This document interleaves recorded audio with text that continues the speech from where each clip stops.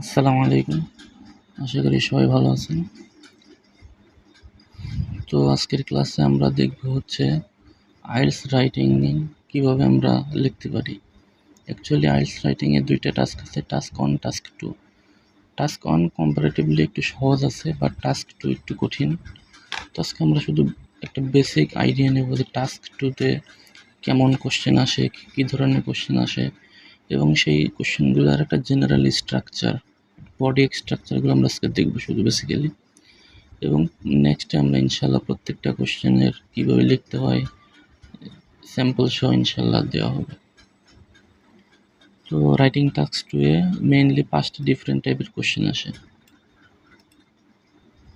Two sided question, agree disagree, advantages disadvantages, problems and solutions, direct questions. তো এই কোশ্চেনগুলোকে আমাদের লিখতে হবে কত, মোটামুটি মিনিমাম 250, অর্থাৎ 250 ওয়ার্ড লিখতে হবে মিনিমাম।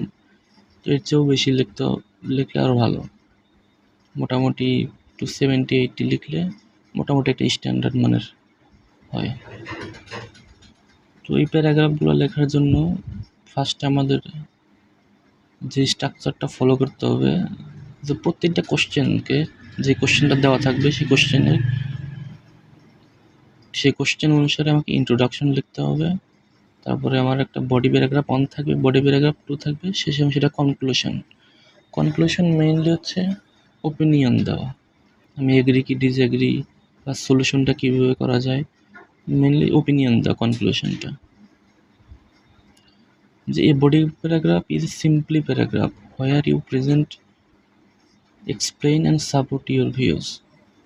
Introduction mainly কোশ্চেনটাকে প্যারাফ্রেজ করা, অর্থাৎ আমি একটু মিনিং সেম থাকবে কিন্তু একটু ডিফারেন্ট ওয়েসে লিখতে হবে। তো আমরা কথা না বাড়ায় এরকম 1 নাম্বার কোশ্চেন টাইপ, যেটা টু সাইডেড ডিসকাশন। তো টু সাইডেড ডিসকাশনে কী হবে, আমাকে টু ডিফারেন্ট ভিউজ থাকবে, সেটাকে আমাকে অ্যাসাইন করতে হবে। These are not necessarily opposing views, just different ones.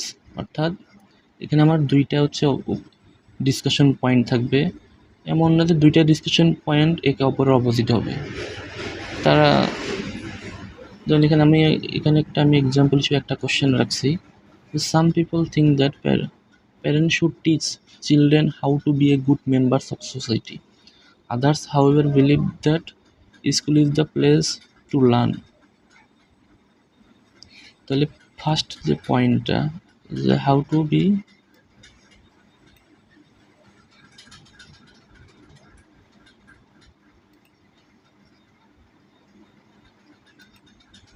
First point আমাকে এখানে কি চিলড্রেন কীভাবে একটা গুড মেম্বার হইতে পারে সোসাইটির, এটা হচ্ছে first topic. How believe that school is the place to learn. First যে পয়েন্টটা সেটা হচ্ছে গুড সোসাইটির জন্য কি টিচার, প্যারেন্টস হচ্ছে কী করবে, প্যারেন্টস শিখাবে। আর একটা ওপিনিয়ন হচ্ছে প্যারেন্টসের পরিবর্তে এই দায়িত্বটা হচ্ছে স্কুলের। এটা আমরা একটা ডিফারেন্ট কালার দিই, আচ্ছা এটা নেই। তাহলে এখানে চিলড্রেন যে সোসাইটিতে গুড মেম্বার হবে তার জন্য দুইটা হচ্ছে, কিছু মানুষ বিশ্বাস করে যে পিতামাতার দায়িত্ব হচ্ছে ছেলে মেয়েকে একটা গুড মেম্বার বানানো, সোসাইটির ভালো ছেলে মেয়ে হিসেবে গড়ে তোলা। সেকেন্ড, কিছু মানুষের কিছু পয়েন্ট অফ ভিউ হচ্ছে এই দায়িত্বটা মেইনলি স্কুলের। তো এইখানে এই যে দুইটা ভিউ, তো এইটুকু আমরা কীভাবে সলভ করতে পারি, তো first we have to do present the reasons for each view. অর্থাৎ কি, যে পিতামাতার কী কী ভূমিকা আছে, তারা কী দায়িত্ব পালন করতে হবে, সেটা একটা ভিউ। আর একটা ভিউ হচ্ছে স্কুলের কী ভূমিকা আছে সেইটা। এবং অ্যাট দ্য এন্ড অফ, তো আমাকে কী করতে হবে, নিজের মতামতটা প্রকাশ করতে হবে। দুইটাই বিষয় লিখতে হবে। সাপোজ যেখানে যেটা বলছি আমি, যে প্রতিটা হচ্ছে রাইটিং আমাকে এমনভাবে লিখতে হবে যেন বডি প্যারাগ্রাফ দূরে থাকে। বডি প্যারাগ্রাফ 1 সাপোজ আমি লিখলাম পিতামাতার কী ভূমিকা, আর বডি প্যারাগ্রাফ 2 লিখলাম স্কুলের কী ভূমিকা। এবং শেষে কনক্লুশন আমি আমার মতামতটা জানিয়ে দিলাম। সো যে this type of question two sided discussion, অর্থাৎ দুইটা পয়েন্ট অফ ভিউ আছে। এখানে না আমাকে অ্যাডভান্টেজেস দিয়েছে বা ডিসঅ্যাডভান্টেজেস, অথবা আমাকে না দিয়েছে হচ্ছে এগ্রি আর ডিসএগ্রি, কোনো কিছুই যাচ্ছে না, তা শুধু দুটো পয়েন্ট অফ ভিউ রাখছে। এই দুইটা পয়েন্ট অফ ভিউর উপর আমাকে ডিসকাশন করতে হবে, এতটুকুই বাস। So what we have to do, তো আমরা এই টু সাইডেড কোশ্চেনগুলোকে আমরা একটা জেনারেল স্ট্রাকচার ফর্মে কীভাবে লিখতে পারি, সেটা হচ্ছে ফার্স্টে তো আমাকে ইন্ট্রোডিউস এসে, অর্থাৎ কি যে এখানে যে কোশ্চেন আছে যে parent should teach children how to be good members of society, আর একটা point of view school is the place to learn this. এইটাকে আমাকে যা শুধু প্যারাফ্রেজ করে লিখতে হবে, হুবহু না লিখে।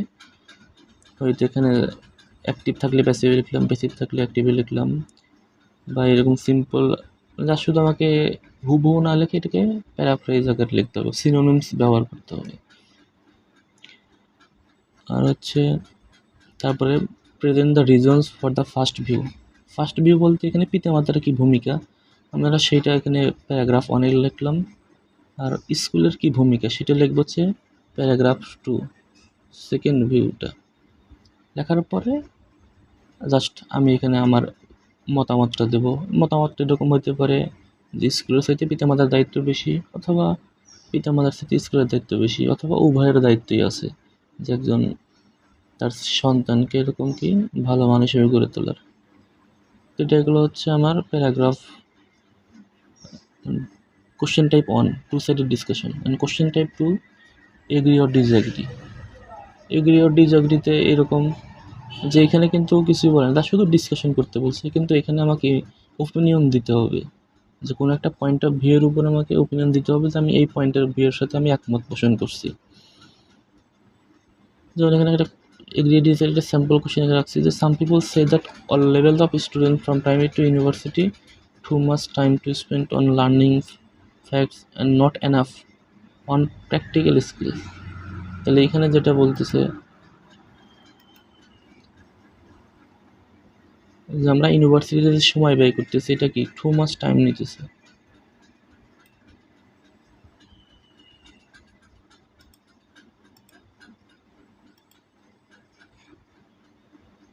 তো টু মাচ টাইম নেওয়ার কারণে কি হচ্ছে, তো আমরা প্র্যাকটিক্যাল স্কিল আমরা সময় দিতে পারতেছি না। তো এই জন্য আমাদের কি করা দরকার,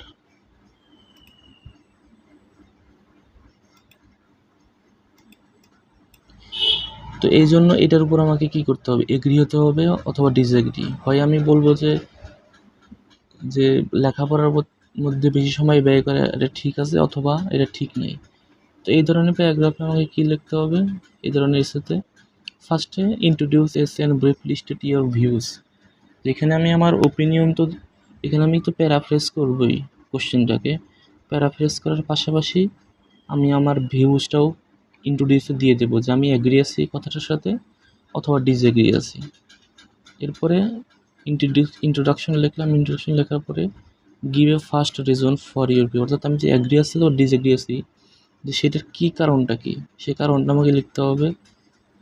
আর সেকেন্ড প্যারাগ্রাফে আমি লিখব আমি যেটাতে অ্যাগ্রি নাই। সাপোজ এখানে আমি অ্যাগ্রি আছি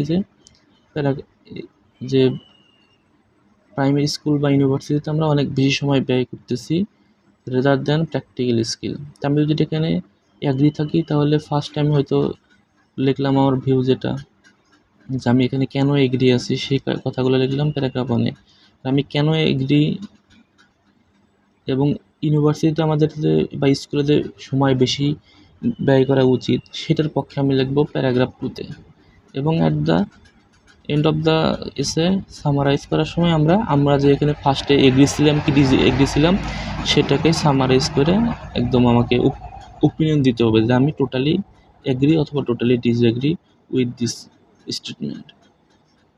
থার্ড যে কোশ্চেন টাইপ আসে এটা হচ্ছে advantages and disadvantages. Advantages mainly হচ্ছে কি যে আমার যে টপিক্স থাকবে সেই টপিক্সে কী ধরনের বেনিফিট আছে বা সেই টপিক্স অনুযায়ী কী ধরনের পজিটিভ আছে সমাজের ক্ষেত্রে বা এই কোশ্চেন অনুসারে সেটা আমাকে আলোচনা করতে হবে। আর ডিসঅ্যাডভান্টেজেস হচ্ছে সেটা আমার ড্রব্যাকস বা তার নেগেটিভ কী পয়েন্ট আছে সেগুলো আমাকে আলোচনা করতে হবে। ফর এক্সাম্পল এখানে হচ্ছে একটা আমি এক্সাম্পল কোশ্চেন দিয়ে রাখছি যে today more and more tourist are visiting places where conditions are different, such as the Sahara Desert or the Antarctic. What are the benefits and disadvantages? Benefits mainly advantages. Yes, synonym করছে and disadvantages for tourists who visit such places. তো এখানে যে সাহারা যে মরুভূমি, এই সাহারা মরুভূমির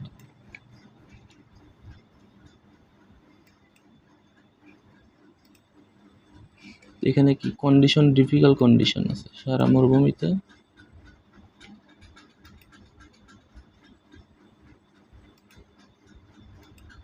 difficult condition আর difficult কোথায়? সাহারা মরুভূমিতে।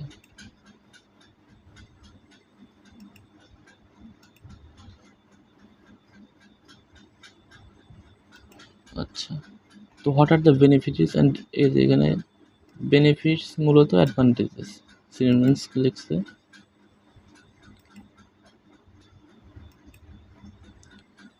Benefits and disadvantages. তো এখানে কি করতে হবে? ফার্স্টলি আমি ইন্ট্রোডাকশন লিখবো। ইন্ট্রোডাকশন সেম যেটাকে আমি এই কোশ্চেনটাকে আমি প্যারাফ্রেজ করে লিখবো ইন্ট্রোডাকশনে। এরপরে প্যারাগ্রাফ 2তে আমরা হচ্ছে এর অ্যাডভান্টেজ নিয়ে আলোচনা করব। যে ট্যুরিস্টরা সাহারা মরুভূমিতে ট্যুর করতেছে, সেখানে ভিজিট করতেছে, এর ফলে কী ধরনের বেনিফিট হইতেছে। সাপোজ এখানে ইকোনমিক গ্রো করতেছে, ওখানকার আমরা সাহারা মরুভূমি সম্পর্কে অনলাইনের মাধ্যমে তাদের মাধ্যমে জানতে পারতেছি। এই ধরনের বেনিফিটগুলো আমাকে লিখতে হবে। তারপরে হচ্ছে discuss what you think are the disadvantages. সেখানে কি এরকম হয়তো ওয়েদারটা অনেক গরম থাকে, অনেক রোদ পড়ে ওইখানে, এটা কি যারা ট্যুরিস্ট যাবে তাদের স্বাস্থ্যের জন্য একটা ঝুঁকিকর বিষয় হবে। এই ধরনের যে ড্রব্যাকসগুলো আছে সেগুলো থার্ড প্যারাগ্রাফে লিখতে হবে। এরপরে একদম শেষে যেটা আমরা হচ্ছে ওপিনিয়ন সামারাইজ বলি, কনক্লুশন বলি, যে কোনটাতে অ্যাডভান্টেজেস বেশি না ডিসঅ্যাডভান্টেজেস বেশি এখানে মানুষ যারা ট্যুরিস্ট যাচ্ছে তাদের জন্য, সেটা আমাদের আলোচনা করতে হবে। এবং যদি এটা হচ্ছে একাডেমিক আইএলটিএসের ক্ষেত্রে, আর যদি জেনারেলটা আইএলটিএস 2 রকমের আছে, একটা হচ্ছে একাডেমিক আর একটা জেনারেল যারা দিবেন তারা এখানে লিখতে হবে, সামারাইজ করতে হবে যে সামারাইজ ইওর ভিউজ, অর্থাৎ কি অ্যাডভান্টেজেস না ডিসঅ্যাডভান্টেজেস কোনটা সেটা সামারাইজ করে লিখতে হবে। এবং একাডেমিক ক্ষেত্রে লিখতে হবে যে if you think the advantages outweigh the disadvantages, সেইটা লিখতে হবে। যে কোনো একটাকে উপস্থাপন করতে হবে একাডেমিকের ক্ষেত্রে, হয় অ্যাডভান্টেজেস অথবা ডিসঅ্যাডভান্টেজেস কোথায় কনক্লুশনে যায়। আর 4 নাম্বার যে কোশ্চেন টাইপ আছে প্রবলেমস অ্যান্ড সলিউশনস। তো এখানে একটা স্টেটমেন্ট, একটা প্রবলেম দেওয়া থাকবে, সেটার কী ধরনের আমরা সলিউশন বের করতে পারবো সেই সম্পর্কে লিখতে হবে। যেমন কী ধরনের কোশ্চেন আসতে যে what problems are associated with this and what are some possible solutions, what difficulties does this case, what can we do to tackle this problem, what do you think are the causes of these problems and what measures should be taken to solve them. Why is this case? What can be done about this problem?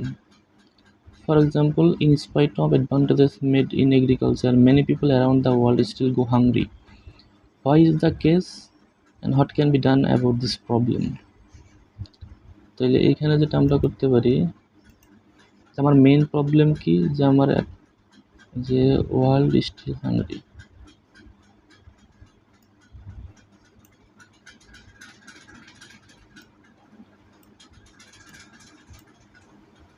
আচ্ছা, still hungry কিসের কারণে? যদিও আমার কি agriculture হইতেছে।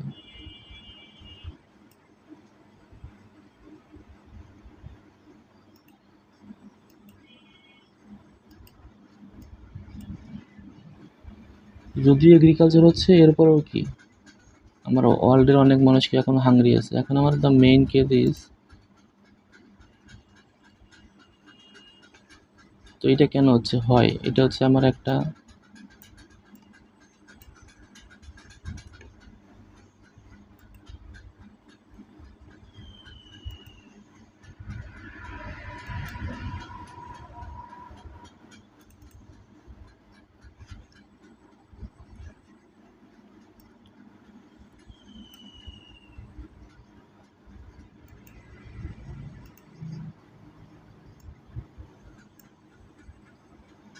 এই কালারটার কারণে দেখা যাচ্ছে না ভালো করে, এইটা নেই তাহলে হয়তো। তো why is this case, why is this case,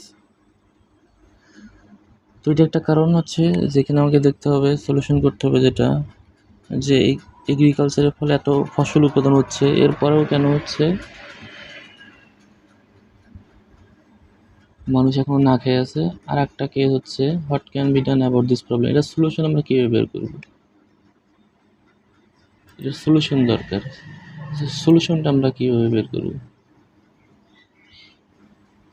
এই প্রবলেমটা সলিউশনের জন্য আমরা কি করতে পারি, এটা হচ্ছে একটা। তাহলে ফার্স্ট ইন্ট্রোডাকশন লিখবো এটার কোশ্চেন অনুসারে, ডিসকাস টু প্রবলেমস। সেকেন্ড প্যারাগ্রাফে আমরা কি প্রবলেমটা কী কী কারণে এখনও মানুষ না খেয়ে আছে, বিশেষ করে আফ্রিকার মানুষজন, যে তাদের কি সমস্যা, তাদের হয়তো পর্যাপ্ত পরিমাণ এগ্রিকালচারের অপরচুনিটি নাই, ইকোনমিকভাবে তারা অনেক ড্যামেজড, এই ধরনের। তারপরে তাদের সুপেয় পানির অভাব, এই বিভিন্ন কারণে যে যে পয়েন্টগুলো আছে সেগুলোকে আমাকে এখানে লিখতে হবে। তো লেখার পরে সেটা আমরা ইন্ট্রোডাকশন দিলাম, না সেটা আমরা ডিসকাস টু করলাম যে কী কী প্রবলেম সেখানে। এরপরে আমাকে থার্ড যে প্যারাগ্রাফ মেইনলি মানে বডি, ফার্স্ট প্যারাগ্রাফে ইন্ট্রোডাকশন, সেকেন্ড প্যারাগ্রাফে আমরা লিখলাম হচ্ছে প্রবলেম, লিখলাম কী কারণে সেখানে হচ্ছে এগ্রিকালচার মানে এখনও পৃথিবীর বিভিন্ন অঞ্চলে মানুষ না খেয়ে আছে, খাবার পায় না, সেই প্রবলেম লিখলাম। এবং থার্ড প্যারাগ্রাফে আমরা কী করলাম, সেটা সলিউশন বের করলাম যে কী কী পদক্ষেপ গ্রহণ করলে, যে ওইখানে হচ্ছে আমরা গভীর নলকূপ স্থাপন করলাম, তারপর এখানে শিক্ষার মান বাড়ায় দিলাম, বিভিন্ন ধরনের কোম্পানি বা হচ্ছে অর্গানাইজেশন কারখানা তৈরি করলাম, যার ফলে মানুষের ইনকামগুলো বাড়বে, মানে কী কী পদক্ষেপ নিলে সেখানে হচ্ছে আমার কি প্রবলেমগুলো সলিউশন হবে সেটা লিখলাম, দুইটা সলিউশন। এরপরে সামারাইজ করে দিলাম আমার আইডিয়াগুলো। এটা হচ্ছে একটা structure, alternative structure, introduction, discuss on problem and on solution. এখানে কী ছিল, প্যারাগ্রাফ টুতে আমরা দুইটাই প্রবলেম একসাথে লিখছি পাশাপাশি, প্যারাগ্রাফ থ্রিতে দুইটা সলিউশন পাশাপাশি, অথবা এরকমও লেখা যেতে পারে একটা প্রবলেম লিখলাম তারপরে কীভাবে সেটা সলিউশন করা যায় সেটাই লিখলাম, তারপর প্যারাগ্রাফ থ্রিতে একটা প্রবলেম লিখলাম এবং সেটা কীভাবে সলিউশন করা যায় সেটা লিখলাম শেষে, এবং আমাদের সামারাইজ করে দিলাম আমাদের আইডিয়াগুলোকে। এবং লাস্ট যে কোশ্চেন টাইপ আসে ডিরেক্ট কোশ্চেন।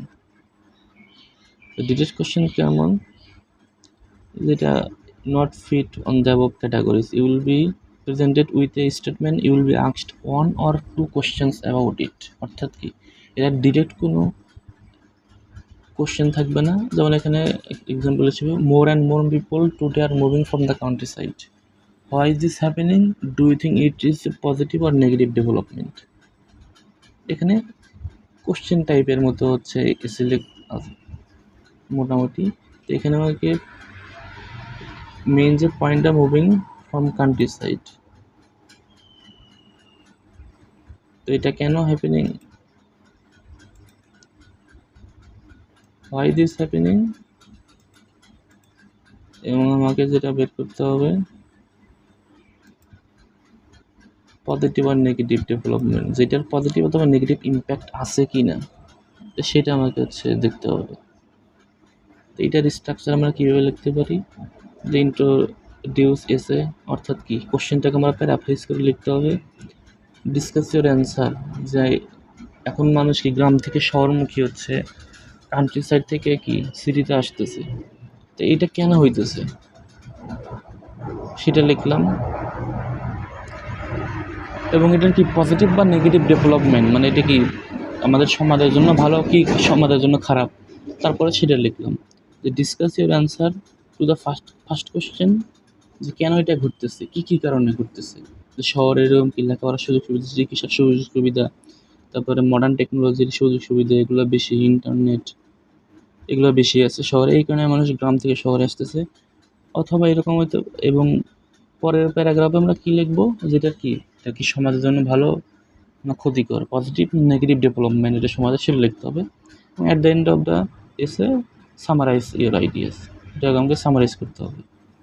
এবং মোস্ট ইম্পর্টেন্ট একটা পয়েন্ট যেটা ভুলে গেছি, যে এখানে যে আমরা যে লিখবো বডি প্যারা পুরা, যেমন অ্যাডভান্টেজগুলো লিখতেছি, ডিসঅ্যাডভান্টেজগুলো লিখতেছি। এগুলো আমাকে কীভাবে লিখতে হবে? এগুলো লিখতে হবে হচ্ছে আমাকে মেইন আইডিয়া দিতে হবে, এরপর সাপোর্টিং আইডিয়া দিতে হবে এবং এক্সাম্পল দিতে হবে।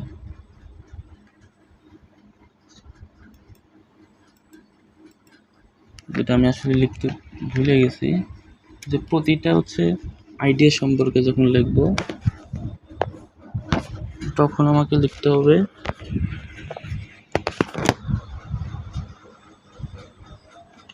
মেইন আইডিয়া,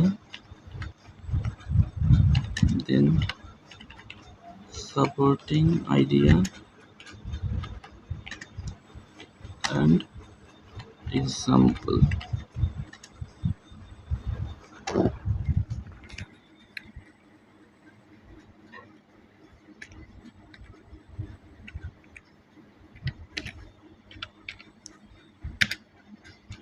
অর্থাৎ প্রতিটা কোশ্চেনের জন্য যখন আমি মেইন ইন্ট্রোডাকশন এবং সামারি এই দুইটা বাদে প্রতিটা যে আমি প্যারাগ্রাফগুলো লিখবো, প্রতিটা টপিক্সের যে পয়েন্টে লিখবো সেটার একটা মেইন আইডিয়া লিখতে হবে, তারপর একটা সাপোর্টিং আইডিয়া দিতে হবে এবং তারপরে সেটার জন্য একটা কি এক্সাম্পল দিতে হবে। তাহলে আমরা হচ্ছে ভালো ব্যান্ড স্কুল পাবো।